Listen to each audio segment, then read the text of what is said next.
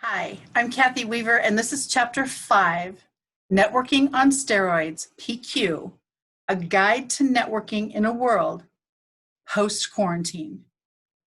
I will say this is one of my favorite chapters, and you'll notice by my background, swoopers, beware.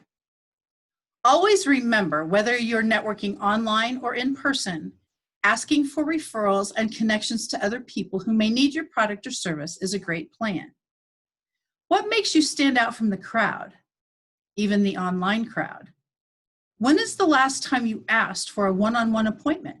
Whether you choose the telephone format, the online chat feature, or anything that's available now teleconferencing-wise.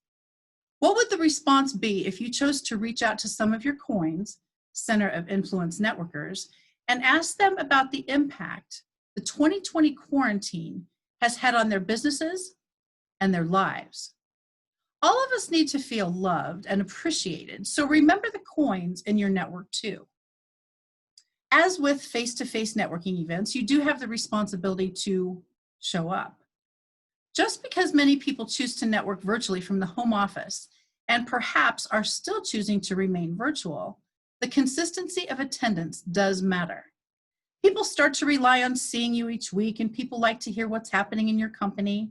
Members and guests depend on your exuberance, your energy to add spice to the meetings. Funny as it may sound, just to keep people connected, some chambers of commerce and other organizations opted for online after-hours events also. Those events were the chances to toast via the computer screen, other members with a glass of a favorite beverage, and casually catch up. Creativity during hard times is a dynamic way to observe those who will always rise to the top. The online events were the perfect opportunities to reach out with one's own local chamber of commerce and stay top of mind.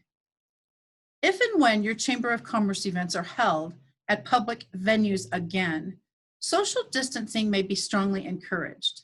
Face masks may be required or at least suggested, and fist and elbow bumps may be the more appropriate greeting method, as contactless networking may be another new norm. For those of us who have been networking for years, the thought of never being able to network in person again would never have crossed our minds. Events occurred every week, every month, and yes, every year, as people attended as their schedules allowed. What a change this pandemic created. This author would be remiss to not at least mention those business owners who used the global crisis 2020 to push their own agendas via social media. We have discussed swoopers in several of our face-to-face network training workshops, describing those who swoop in and share their business and swoop out. That name has taken hold, it seems. Many networkers got the message that swooping is not a good plan for building those all-important professional relationships. How many spam emails and social media posts bombarded your inbox and news feeds?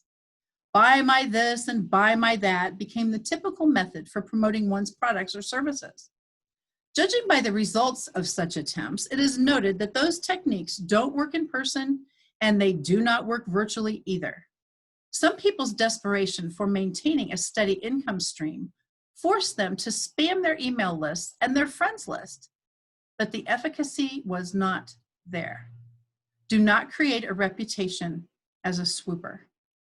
It's totally possible to successfully network virtually by attending online events, making sure you schedule one-on-one chats, and even using social media platforms to connect with other people. Just as we can tell a lot about an individual when we meet them in person, we can also get a pretty good feel about what they're really like by meeting them virtually too.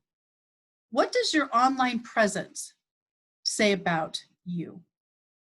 Stay tuned for Chapter 6.